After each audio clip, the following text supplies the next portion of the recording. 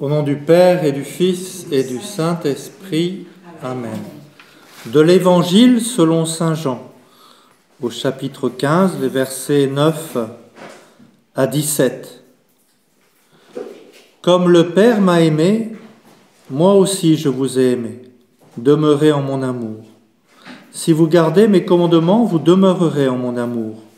Comme moi, j'ai gardé les commandements de mon Père et je demeure en son amour. Je vous dis cela pour que ma joie soit en vous et que votre joie soit complète. Voici quel est mon commandement. Vous aimez les uns les autres comme je vous ai aimé. Nul n'a plus grand amour que celui-ci, donner sa vie pour ses amis. Vous êtes mes amis si vous faites ce que je vous commande. Je ne vous appelle plus serviteur, car le serviteur ne sait pas ce que fait son maître. Mais je vous appelle amis, parce que tout ce que j'ai entendu de mon Père, je vous l'ai fait connaître. Ce n'est pas vous qui m'avez choisi, mais c'est moi qui vous ai choisi et vous ai établi, pour que vous alliez et portiez du fruit, et que votre fruit demeure, afin que tout ce que vous demanderez au Père en mon nom, il vous le donne. Ce que je vous commande, c'est de vous aimer les uns les autres. Le thème que je me propose d'aborder ce soir, c'est la fidélité à l'oraison, la fidélité à cette rencontre avec le Seigneur que nous nous sommes fixés, et la fidélité surtout à l'amour du Christ pour nous, cette fidélité à l'amour du Christ pour nous. Il me semble que pour être fidèle à cette rencontre, persévérer à l'oraison, l'un des enjeux est de se savoir aimer de Dieu, se savoir aimer de Dieu sans mesure. Combien on est appelé chaque jour à considérer cet amour du Christ pour nous, pour avoir le désir de le rencontrer. Parce que lui, il a ce désir, lui. Puis nous, s'il n'est pas là, ce désir, il faut le mettre en œuvre, le déployer. Nous sommes, ce savoir aimer, c'est un des enjeux, je crois, pour être fidèle à l'oraison. Nous sommes aimés de manière inconditionnelle, gratuitement, sans mérite. Nous sommes aimés par l'amour. J'aime beaucoup cette phrase que Sainte Élisabeth de la Trinité carmélite met sur la bouche de Jésus. Tu n'es pas la raison de mon amour pour toi. Tu n'es pas la raison de mon amour pour toi. Nous, on voudrait mériter l'amour. Non, nous sommes aimés de manière gratuite, inconditionnelle, sans mérite. Le Seigneur, je suis l'amour, il lui dit. Je suis l'amour.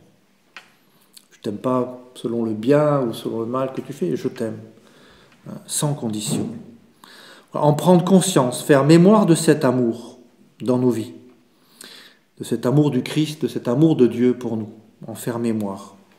Un des meilleurs moyens, je crois que c'est de lire la parole de Dieu, s'en nourrir, faire mémoire de Jésus, regarder Jésus dans les évangiles, sa vie, le considérer. Tout ce qu'il a vécu, il l'a vécu pour nous. À un moment donné, je crois que la petite Thérèse, elle regarde Jésus quand il dort, vous savez, dans la barque. Voilà, toute la journée, tu as passé ta journée à courir après les pécheurs. Voilà. Donc tu as besoin et le Seigneur court après nous aussi, son amour court après nous. Donc considérer sa vie, ce qu'il a fait durant sa vie, c'est aussi pour nous aujourd'hui. Il le ferait pour nous aujourd'hui. Porter notre regard sur le Christ, voir à quel point j'ai été aimé personnellement, voir à quel point j'ai été aimé personnellement par le Christ, jusqu'à la croix. Je crois que je vous ai déjà parlé d'une personne qui avait fait son pèlerinage en Terre Sainte, un pèlerinage, et à Gethsémani, elle était revenue, elle disait « Le Christ a prié pour moi à Gethsémani ». Vraiment, on voyait qu'elle avait fait cette expérience du Christ qui a prié pour elle à Gethsémani. Le Christ a prié pour chacun de nous, personnellement, à Gethsémani. Il nous voyait chacun individuellement. Ce n'est pas un amour global, c'est un amour personnel, véritablement. Le Christ nous a aimés chacun, chacune, jusqu'à en avoir son cœur transpercé. Et le coup de lance sur la croix nous renvoie à cette réalité intérieure qui habite constamment le Christ, son amour pour nous jusqu'à en mourir, son pardon jusqu'à en mourir. Il n'y a pas de plus grand amour que de donner sa vie pour ceux qu'on aime, c'est en Jean 15, 13. Et puis à la croix, le Seigneur dit « Père, pardonne-leur, ils ne savent ce qu'ils font. » Père, pardonne-leur, ils ne savent ce qu'ils font. en lisant, je ne sais plus si j'en ai déjà parlé, mais vous savez, le cardinal Charles Journet qui va commenter les 7 paroles du Christ en croix, voilà. Il nous dit bien que le Christ en croix ne pense qu'à nous, voilà, à donner son royaume aux brigands, à nous donner sa mère et à faire descendre le pardon de Dieu, du Père, pour chacun de nous. Donc ce que je vous propose aujourd'hui à travers la fidélité à l'oraison, c'est peut-être plus de l'ordre de la méditation, une méditation qu'un enseignement, même s'il y aura un peu quand même d'enseignement. Donc il est important vraiment de considérer ce trop grand amour du Christ pour soi, pour chaque homme. Sainte Thérèse d'Avila, maîtresse de vie spirituelle, parla de ce si grand amour, voilà, véritablement, qu'elle va expérimenter. Ce cœur, son sacré cœur, que nous allons fêter vendredi, a soif de mon salut, soif de mon amour personnel, c'est vrai, soif de ma réponse. Christ a soif de ma réponse. Il m'attend chaque jour. Eh bien, l'oraison, la fidélité à l'oraison est notre réponse à son amour pour nous. Voilà. La fidélité à l'oraison, c'est notre réponse à son amour pour nous. Voilà. Même si c'est sec. Voilà. Et je vous ai déjà parlé, je crois, de ce chant de Marie Verschout, le portement de croix, et le refrain qui est chanté à travers ce chant. Je vous invite à l'écouter, c'est sur les images de la Passion de Mel Gibson, donc c'est un peu dur, c'est vrai, les images, mais ce chant et surtout le refrain, je crois on entend véritablement Jésus qui dit « Ô croix d'amour ardemment désirée, je te confie mes enfants, garde-les, je quitte la terre, mais toi tu resteras, tu guideras les âmes jusqu'à moi. Ô croix d'amour ardemment désirée. » Voilà, parce que derrière cette croix d'amour, il y a tout un fruit de salut, d'union intime avec Dieu, un fruit d'amour, d'union. Ô croix d'amour ardemment désirée, je te confie mes enfants, garde-les, je quitte la terre, mais toi tu resteras, tu guideras les âmes jusqu'à moi. Voilà, considérez cet amour du Christ. Voilà, ce cœur du Christ m'appelle tous les jours. Je suis cherché, désiré, appelé par mon nom, comme Dieu a appelé Moïse, rappelez-vous, Moïse, Moïse, et le Seigneur poursuit, « J'ai vu la misère de mon peuple, je suis descendu pour le délivrer. » C'est en Exode 3, c'est les versets 7 à 8. Voilà. J'ai vu la misère de mon peuple, et combien nous aussi on est dans cette misère au quotidien. Je suis descendu, voilà, pour le délivrer, je suis descendu, je viens pour te délivrer. Te délivrer des fois de toi-même.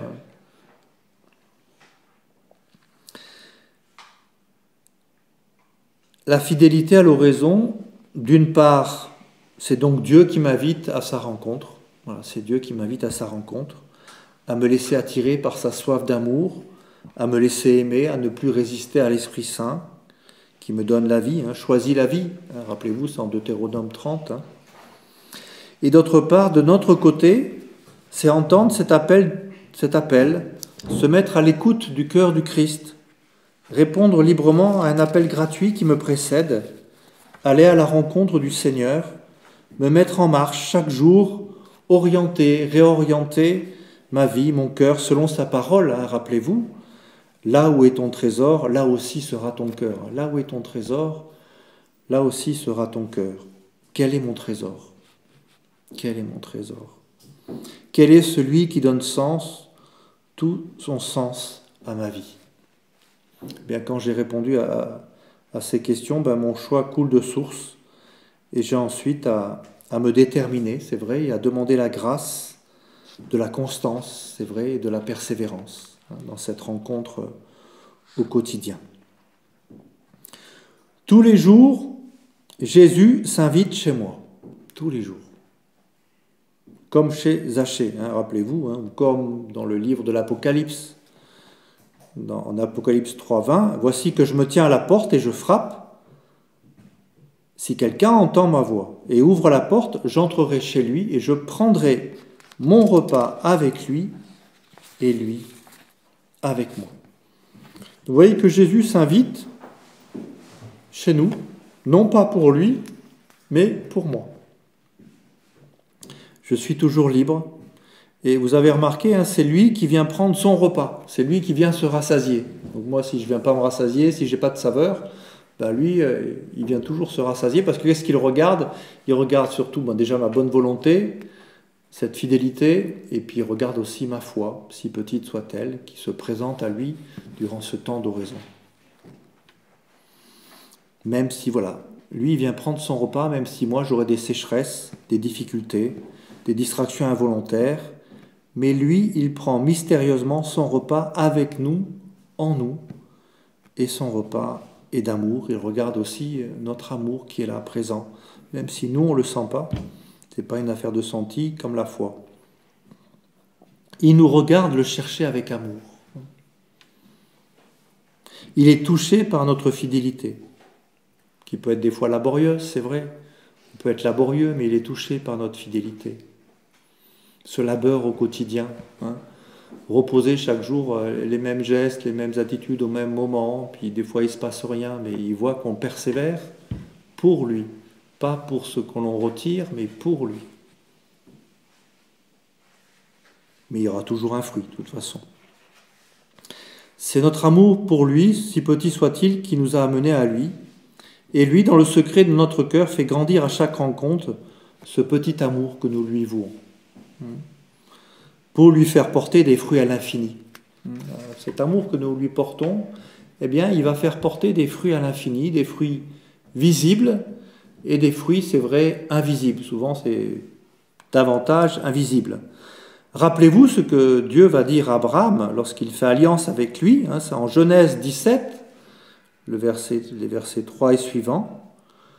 Je te ferai porter des fruits à l'infini. Je te ferai porter des fruits à l'infini.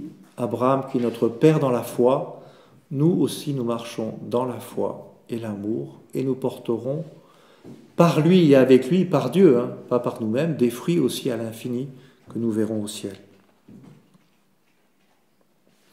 Voilà, notre rencontre quotidienne avec Jésus, intime avec lui, porte aussi des fruits. C'est la dimension apostolique, j'en ai déjà parlé, de cette vie d'intimité avec Jésus. Si une petite Thérèse qui vit dans son Carmel est patronne des missions, c'est pas par hasard, c'est justement cette vie d'intimité avec Jésus porte du fruit à l'infini, pour le salut des âmes aussi. Alors une petite étymologie du mot fidélité, en hébreu, Emouna, c'est E-M-U-N-A-H, c'est la racine dont nous tirons notre amen. Et cet amen, qu'est-ce qu'il exprime? Il exprime la fidélité, la solidité, la fiabilité, notre je crois. Lorsque je reçois le corps du Christ, je réponds cet amen, ce je crois, tout comme dans l'amen final du credo. Lorsque je fais oraison, j'engage bien sûr ma foi. Et je vous ai déjà dit que l'oraison, c'est un véritable face-à-face avec Dieu dans la foi. Face-à-face dans la foi. Voilà, l'oraison qui est cette réponse à celui qui m'appelle tous les jours. Jésus, rappelez-vous, toujours dans le livre de l'Apocalypse, va lui-même se présenter comme l'Amen de Dieu. C'est en Apocalypse 3,14. Ainsi parle l'Amen, dit-il. Il est ce Dieu fidèle, ce roc stable, surtout. Dans l'Ancien Testament, chez le prophète Isaïe, nous allons aussi trouver cette expression « Dieu de l'Amen ». C'est en Isaïe 65, 16. « Quiconque voudra être béni sur terre, voudra être béni par le Dieu de l'Amen ». Alors, dans nos Bibles, il est mentionné « Dieu de vérité », mais littéralement, c'est le Dieu de l'Amen. C'est-à-dire, et c'est cela qu'il faut retenir, le Dieu fidèle à ses promesses. Dans le Dieu de l'Amen, c'est le Dieu fidèle à ses promesses. Le Dieu qui s'engage pour moi et avec moi, pas sans moi. Le Dieu fidèle à ses promesses, qui s'engage pour moi et avec moi, mais pas sans moi. Je pense que je vous ai déjà raconté, mais quand j'ai fait ma profession solennelle au Carmel, donc c'est moi qui m'engage, je m'engageais à faire cette profession, et pourtant, le ressenti intérieur que je portais, je sentais plutôt que c'était le Seigneur qui allait s'engager, plus que moi-même, vraiment. C'est lui c'est moi qui serai le garant de tes promesses aussi. puis je serai là. Voilà. C'est lui qui s'engage aussi. Et on voit bien à quel point il s'est engagé, puisque le Verbe de Dieu s'est incarné, à quel point Dieu s'engage. Il vient s'incarner et vivre pour nous sauver. En Deutéronome 30, je suis descendu pour te délivrer, je le disais, je suis descendu pour que tu aies la vie et que tu l'aies surabondante. En Jean 10, choisis la vie, Deutéronome 30. Voilà, le sommet de cet engagement de Dieu, notre Père, nous le connaissons, c'est en son Fils, le Christ, notre Sauveur, par sa vie, sa passion et sa résurrection. En Matthieu 3, 17, on peut lire, Dieu a tant aimé le monde qu'il a envoyé son Fils unique pour que le monde soit sauvé par lui. C'est plutôt en Jean ça. Celui-ci est mon Fils bien-aimé en qui j'ai mis tout mon amour. Ça c'est Matthieu 3, 17. Autrement dit, c'est pour dire que la fidélité, c'est une personne. Le Christ. Fidèle au vouloir du Père. Vous voyez tout de suite vers qui je dois m'efforcer de porter mon regard pour à mon tour en vivre. Vers le Christ, qui est la fidélité en personne.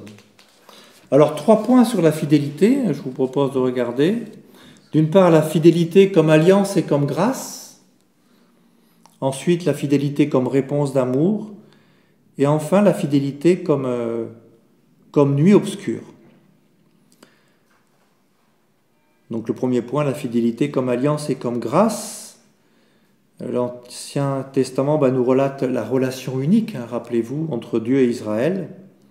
Et nous y découvrons, c'est vrai, dans l'Ancien Testament, la fidélité de Dieu plus forte que nos infidélités.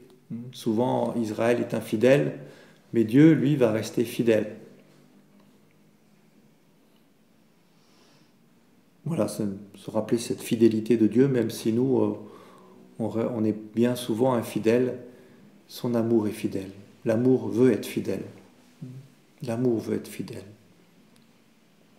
Voilà, cela nous dit quelque chose de l'amour que Dieu nous porte. Rappelez-vous, alors je ne sais plus si c'est en Proverbe, en Sagesse ou au prophète Isaïe, si une mère peut oublier son enfant, moi je ne t'oublierai jamais. Moi je ne t'oublierai. Je t'ai gravé sur les paumes de mes mains, véritablement.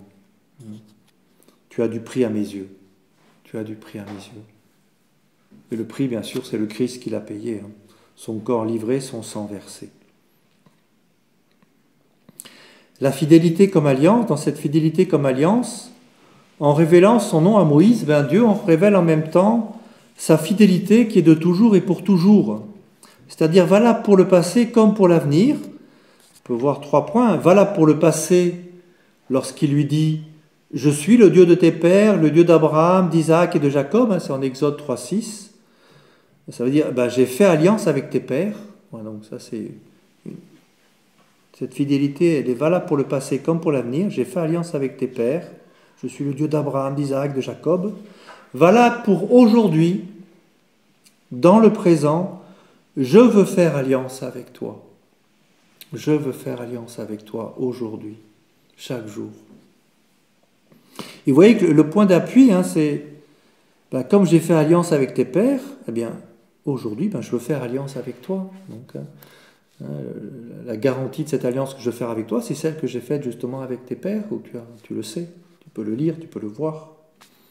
Ma fidélité indéfectible. Et pourtant, souvent, Israël va s'égarer également. Donc voilà pour le passé, voilà pour aujourd'hui, mais valable aussi pour l'avenir. Rappelez-vous, souvent Dieu dit « Je serai avec toi ». Je serai avec toi. En Exode 3.12.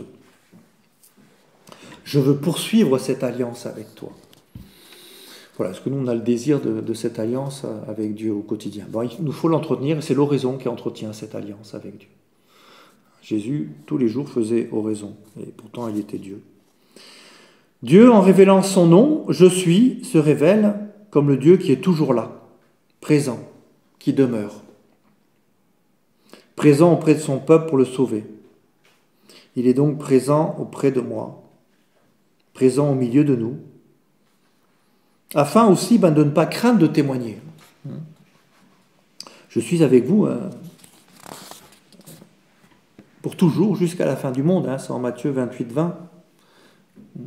Ne craignez pas, je suis toujours avec vous pour témoigner. Hein, c'est pour nous encourager à témoigner aussi. Hein, parce que notre témoignage est important, il est aussi salut et vie éternelle pour ceux qui entendent notre parole, mais aussi par le témoignage de notre vie. Et Jésus nous dira, ne craignez pas ceux qui tuent le corps. Voilà, notre témoignage est important. D'entrer dans le témoignage du Christ, ça peut être jusqu'au martyr. Alors des fois, c'est pas forcément le martyr de sang, mais le martyr de la vie aussi au quotidien, ça peut être cela aussi. Cette foi indéfectible en Dieu malgré toutes les épreuves. Donc cette alliance de Dieu avec les hommes est bien évidemment bien plus du côté de Dieu à cause de son amour que de nos mérites. Chez le prophète Osée, nous pouvons lire déjà « Je les guérirai de leur infidélité ». Voilà, je les guérirai de leur infidélité. Ne pas s'étonner de nos petites infidélités, malheureusement.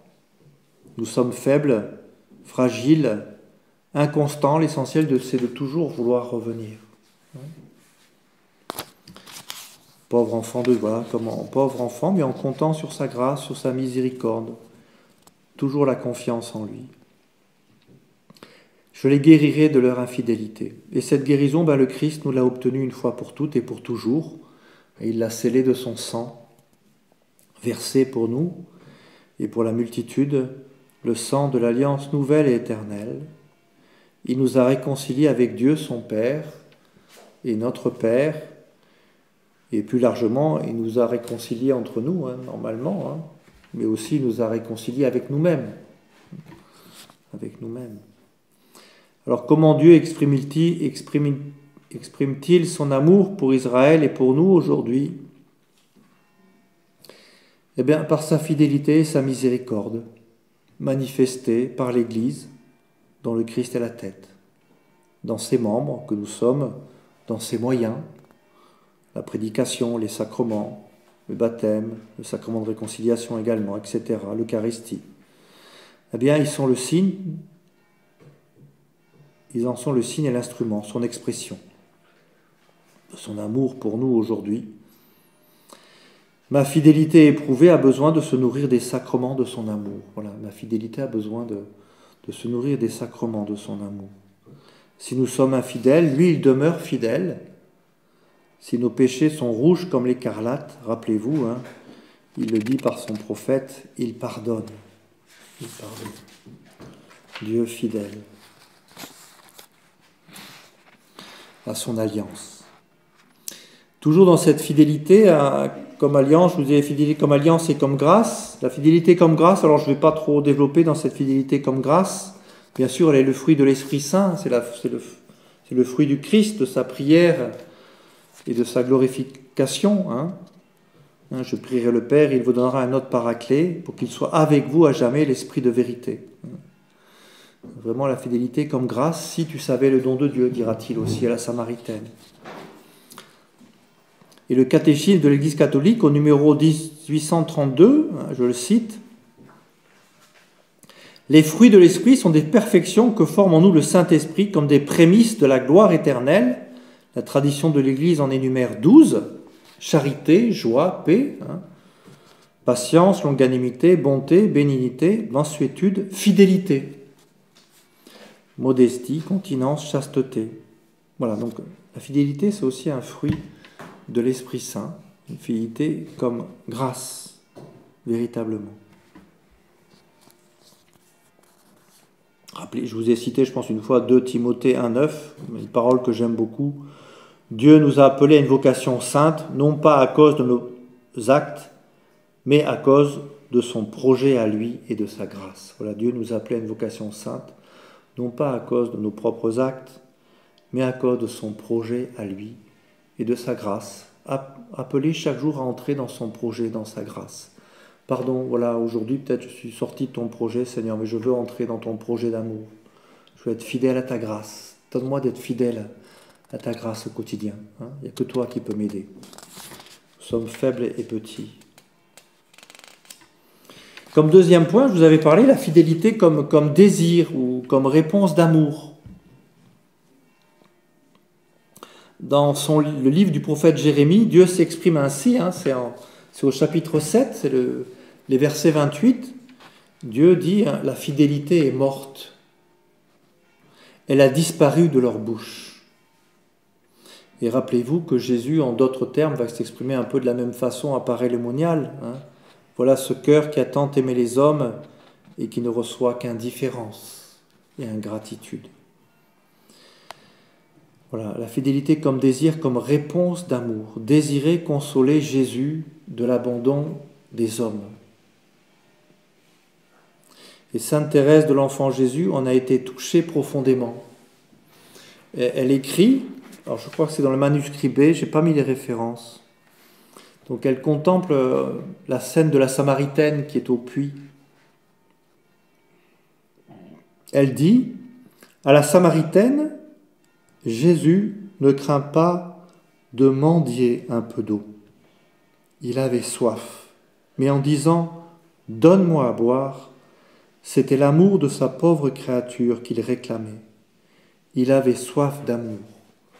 Jésus est altéré.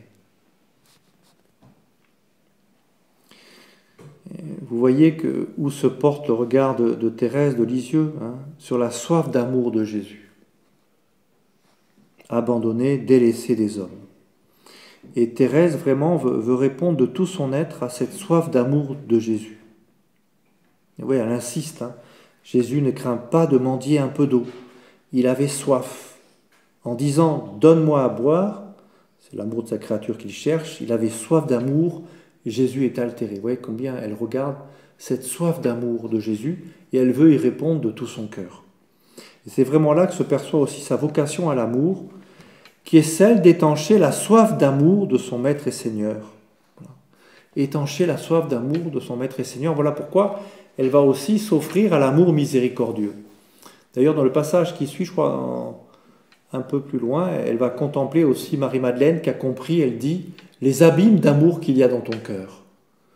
Et elle a compris que non seulement Marie-Madeleine va être lavée de tous ses péchés, mais qu'elle comprend aussi que tu veux l'élever à un haut degré de contemplation, c'est un haut degré d'union d'amour avec toi, Jésus. Voilà.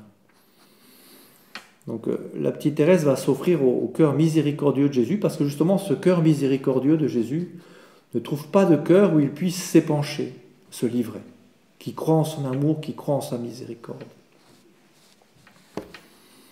Voilà, elle veut étancher la soif d'amour de son Maître et Seigneur en étant fidèle à l'amour, et cela dans les moindres choses, autant que sa faiblesse le lui permet. Rappelez-vous, dans les chapelles des missionnaires de la charité, de Mère Teresa, est marqué ce désir de Jésus, hein, j'ai soif, hein, j'ai soif, j'ai soif. Peut-être faire résonner au quotidien, nous aussi, dans notre cœur, ce j'ai soif de Jésus. Combien on est appelé, on va fêter le Sacré-Cœur, mais à considérer son cœur. Considérer son cœur. Dans tous les moments de sa vie, peut-être là où il est, dans le chemin de croix, hein, c'est là où il nous a le plus aimés. Et sur la croix, c'est là où aussi il nous a le plus aimés. Il nous a montré jusqu'à quel point il nous aimait. Notre attention est ce cœur de Jésus en croix qui m'appelle, hein, j'ai soif de toi. J'ai besoin de toi. Je crois qu'on ne réalise pas. C'est vrai qu'on est pauvre, on est petit, hein, on n'est pas grand-chose. Et il nous a montré à quel point il nous aimait. Donc, au contraire, hein, plus on est petit, plus on va être sujet aux opérations d'amour. À laisser ces opérations d'amour de Dieu en nous, opérer en nous. Comptant sur lui plus que sur nous-mêmes. De toute façon, Saint Jean de la Croix, quand il parle de la vive flamme d'amour, il dit bien que c'est l'Esprit Saint, hein, qui vraiment réalise cette union avec Dieu, cette flamme d'amour qu'on renvoie à Dieu, c'est notre âme, mais c'est dans l'Esprit Saint, hein, que ça se manifeste, hein, cette union d'amour. Donc Jésus qui a soif de moi, personnellement. J'ai besoin de toi. J'ai besoin de ton amour, de cette intimité. Je vous ai déjà parlé de ce livre « Lui et moi » hein, de Gabriel Bossis, hein. Voilà, où on voit Jésus vraiment qui entretient dans les années 60 avec cette simple laïque une intimité avec elle, mais c'est simplement pour lui rappeler sa présence en elle et qu'il a soif de cette intimité. Et il y a vraiment des paroles, des courtes paroles mais qui sont très profondes et qui appellent à ce recueillement intérieur, à descendre dans notre cœur et à être fidèle à sa présence. Parce que bien sûr, pour être fidèle à l'oraison, prendre cette demi-heure ou ce quart d'heure ou ces 20 minutes, eh bien, il faut aussi s'efforcer au quotidien, dans notre journée, d'être fidèle à sa présence. Hein, aussi. Il est là, lui. Nous, on n'est pas là, mais lui, il est toujours là. Eh bien, dans l'oratoire de nos cœurs, écrivons ce « J'ai soif de Jésus ». Regardons jusqu'où il en est touché en son propre cœur. Voilà, donne-moi soif de toi. Si je n'ai pas cette soif, donne-moi soif de toi et puis que je sois fidèle à cette rencontre.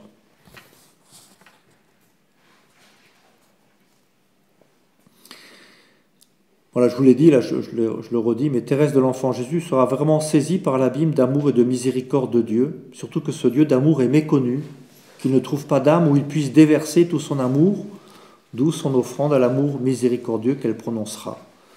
Bien, l'oraison, c'est désaltérer Jésus de cette soif des cœurs, de cette soif de mon cœur. Je viens pour lui. Et si Jésus a soif de nos cœurs, ce n'est pas pour lui, c'est pour le salut de ces cœurs, de nos cœurs, de la vie éternelle aussi qu'il veut, cette vie éternelle qu'il veut nous communiquer. Et surtout aussi, je vous l'ai déjà dit, le fruit de l'oraison, c'est la vie dans l'Esprit Saint, véritablement. C'est-à-dire la vie dans le Christ, l'Esprit Saint qui est l'Esprit du Christ. Comme troisième point,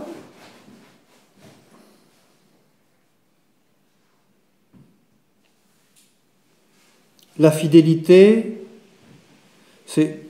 Bon, peut-être que oui, j'ai mis quand même, avant d'aborder le troisième point, rappelez que l'oraison, c'est véritablement ce point d'orgue d'amour, cette rencontre avec le Dieu vivant, ce temps d'arrêt aussi pour faire le point.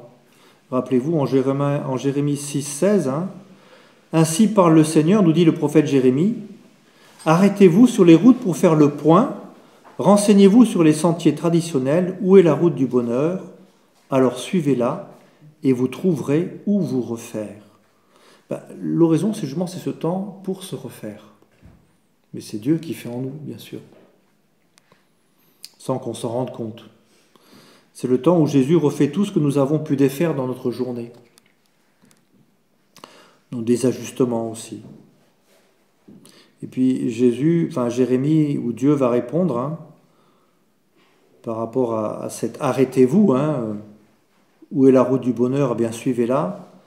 Eh bien, l'homme répond, nous ne la suivrons pas, nous ne voulons pas faire attention. L'oraison, voilà, c'est ce lieu justement qui va nous permettre de faire attention, de veiller, véritablement. C'est une arme, je vous rappelle, dans le combat spirituel, l'oraison. Alors, la fidélité comme nuit obscure, comme dernier point. Alors, comment entendre ce titre? L'entendre comme tout ce qui peut éprouver ma fidélité. Toutes les difficultés rencontrées, les sécheresses, les événements, les épreuves. C'est aussi bien sûr de l'ordre du combat spirituel, et c'est vrai que le démon, lui, peut tenter de nous décourager. On est appelé véritablement, dans cette nuit, que peut être l'oraison, persévérer avec patience et confiance. Persévérer avec patience et confiance. Nous pratiquons l'oraison chaque jour, et parfois nous pouvons nous décourager devant le peu de transformation de notre vie. Voilà, je retombe sans cesse dans les mêmes petits travers. À quoi ça sert que je fasse oraison? Bien, cela nous rappelle que ce n'est pas d'abord notre œuvre, mais celle du Seigneur, avec notre collaboration. C'est véritablement l'apprentissage de la patience du cultivateur. On ne voit pas tout de suite les fruits. On voit bien que le cultivateur ne voit pas tout de suite les fruits. Il ne voit pas immédiatement l'effet du travail de bêcher la terre et de semer l'engrais. Il ne peut pas mettre des grappes de raisin sur la vigne. Voilà. Nous, on voudrait aller plus vite. Il ne peut pas, on ne peut pas mettre de grappes de raisin sur la vigne, ni des fruits sur un figuier. Il est obligé d'attendre patiemment un don qui ne vient plus de lui après. Il doit attendre après un don qui ne peut plus venir de lui. La création nous apprend la patience dans l'œuvre de recréation. Renaître, là pour nous, bien sûr, de l'esprit. Il vous faut renaître, dira Jésus. La création nous apprend la patience dans l'œuvre de recréation. Patience du Seigneur se mettant à notre rythme de croissance. Patience vis-à-vis de nous-mêmes, et donc ça va développer l'humilité en nous. Apprendre à marcher au rythme des saisons de notre vie, sans les brusquer, mais voilà, se mettre à l'ouvrage chaque jour, bêcher notre jardin, même si, comme le dira la petite Sainte Thérèse d'Avila, on passe notre temps dans notre jardin à enlever les mauvaises herbes. Mais on se réjouira parce qu'on travaille dans le jardin d'un si grand roi où règne sa majesté, notre Seigneur. On se réjouira de cela. Et le Seigneur donnera son fruit quand il voudra, peut-être tout à la fin. Certainement tout à la fin d'ailleurs. Patience qui est persévérance, même s'il n'y a pas de fruit visible, eh bien continuer l'effort avec douceur dans cette réorientation de notre cœur sans se lasser. Confiance et espérance sans limite en l'œuvre de la grâce. Voilà, confiance et espérance sans limite en l'œuvre de la grâce, en la miséricorde du Seigneur qui est plus forte que mes faiblesses. J'aime beaucoup cette phrase de Saint Jean de la Croix. L'espérance obstinée triomphe du cœur de Dieu. L'espérance obstinée triomphe du cœur de Dieu. Voilà, rien que la confiance, ça c'est vraiment le cri de guerre, entre guillemets, le cri de la petite Thérèse, rien que la confiance. Alors pour terminer, je donnerai des petits points pratiques par rapport à la fidélité. La fidélité à l'oraison se nourrit, s'alimente au quotidien de petites choses. D'abord, j'en ai parlé de toute façon au début sur l'oraison, il faut une détermination déterminée. C'est ce que nous dit Sainte Thérèse d'Avila, en parallèle avec Saint Paul. Rappelez-vous ce que dira Saint Paul. Les athlètes s'imposent un régime drastique pour une couronne qui se flétrit, nous pour une couronne qui ne se flétrit pas. Donc une détermination déterminée pour l'oraison, c'est vrai. Ensuite, prendre conscience que je suis la demeure de Dieu. Je peux lui parler à tout instant. Je vous ai souvent cité Élisabeth de la Trinité, carmélite. À tout instant du jour et de la nuit, il y a un être qui s'appelle l'amour et qui me demande de vivre en société avec lui, c'est-à-dire qui me demande de lui parler, d'être présent à sa présence. Donc prendre conscience que je suis la demeure de Dieu. Dans ma journée surchargée, me tourner quelques secondes vers Jésus, une courte parole en descendant dans mon cœur, puisqu'il est là, présent. Quand on aime quelqu'un, on veut être toujours présent à sa présence, être toujours avec lui. Donc on va avoir des courtes paroles, des flèches qui sont lancées vers le ciel, vers Jésus. Donc une détermination déterminée, prendre conscience que je suis la demeure de Dieu. La lecture de la parole de Dieu aussi. Alors comment on pratique ? Avoir peut-être une petite Bible sur soi, ou bien les lectures de la messe, une parole qui résonne en moi aujourd'hui. On peut avoir le Magnificat ou le Prions en Église ou sur nous et lire ces paroles de la messe du jour, la première lecture. Ça peut être aussi personnellement, moi je lis toutes les lectures, moi j'essaie de méditer là-dessus, puis là il y a une parole qui me touche, et je reste là-dessus. Ça peut être le psaume, un verset du psaume, ça peut être l'évangile comme l'Ancien ou le Nouveau Testament. Ça peut être aussi une lecture spirituelle. Je vous l'ai déjà dit, mais Sainte Thérèse de l'Enfant Jésus avait toujours sur elle l'imitation de Jésus-Christ. Voilà, ça peut être un autre livre spirituel, comme Lui et moi, comme je vous disais, qui aide au recueillement, à l'intimité, surtout avec Jésus. C'est ça aide beaucoup à l'intimité avec Jésus. Ensuite, il faut, comme je l'ai dit au début, se savoir aimer de Dieu et avoir confiance en son amour. L'oraison, c'est un chemin de conversion permanente. En somme, il s'agit d'avoir foi en cet amour, de tout attendre de lui, de tout espérer de lui. Regardez le Christ en croix, son cœur transpercé d'amour pour moi. Une invitation pressante de son cœur au sacrement de son amour, que sont l'Eucharistie, que sont le sacrement de réconciliation. Voilà, croire en son amour, je vous ai dû déjà vous citer ce qu'il va dire à Mère Teresa, c'est de croire en mon amour qui va te transformer. La foi en l'amour du Christ qui se traduit aussi par cette simple phrase de la petite Thérèse que j'ai dit tout à l'heure, rien que la confiance. Voilà, rien que la confiance. C'est la même chose. Confiance en sa miséricorde, confiance en son amour infini. Après, si je sais que ma journée, voilà, j'ai fixé un horaire de mon oraison qui est par exemple de 8h à 8h30 le matin, ben, si je sais que le lendemain, je ne pourrai pas prendre ce temps de 8h à 8h30, eh bien, j'essaye déjà de voir la veille à quel moment je vais pouvoir placer cette rencontre. Voilà. C'est bien de voir ça déjà la veille, pas le jour même, parce qu'on risque de ne pas faire oraison. Ce qu'il y a d'important aussi, de faire des petits sacrifices par amour au quotidien. Des petits sacrifices par amour au quotidien. À chacun de voir. Et puis on peut donner à ces sacrifices, toujours à ces petits sacrifices, une intention. Hein. Rappelez-vous, la Vierge Marie à Fatima, aux enfants, elle dira de prier pour la conversion des pécheurs. Ils feront des petits sacrifices pour la conversion des pécheurs. Le Seigneur écoute notre intention et il la prend véritablement. Parce qu'elle est animée d'amour et de foi. Comme modèle de cette fidélité, Jésus lui-même, qui se retirait la nuit pour prier à l'écart, lui-même est véritablement ce modèle de fidélité. Il est cette personne, hein, je vous ai dit tout à l'heure, hein, fidèle, celui qui est fidèle. Et enfin, la Vierge Marie, bien sûr, qui gardait, méditait fidèlement tous les événements de la vie de Jésus en son cœur. Donc prendre Marie aussi hein, chez nous, hein, qu'elle soit la gardienne de notre fidélité. Marie, gardienne de notre fidélité, gardienne de notre foi, gardienne de notre espérance, gardienne de notre charité. Et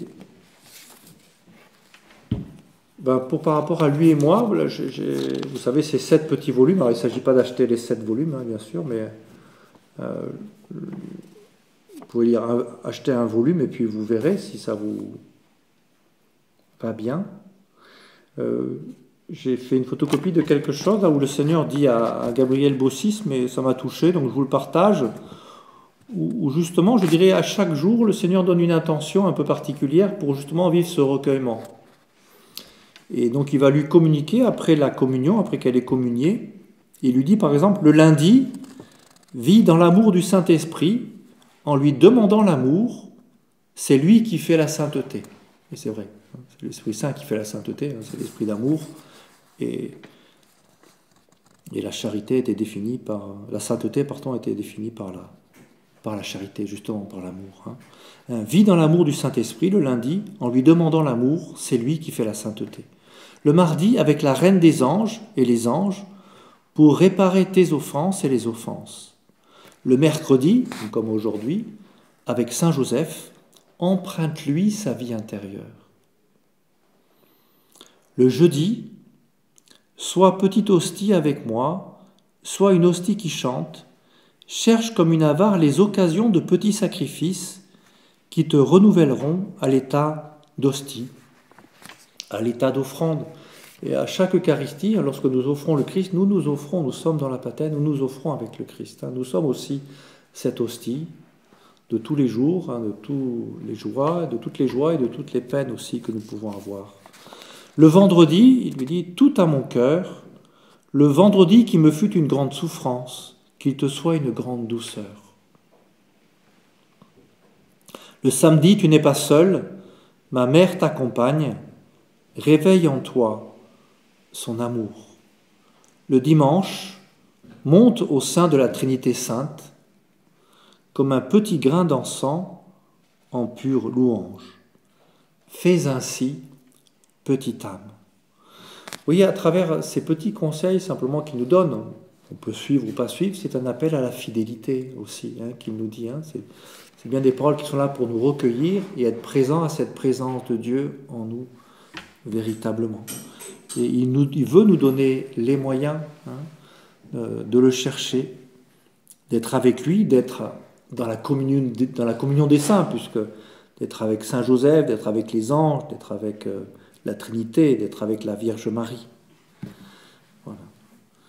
Gloire soit au Père et au Fils et au Saint-Esprit, comme il était au commencement, maintenant et toujours, et dans les siècles des siècles. Amen.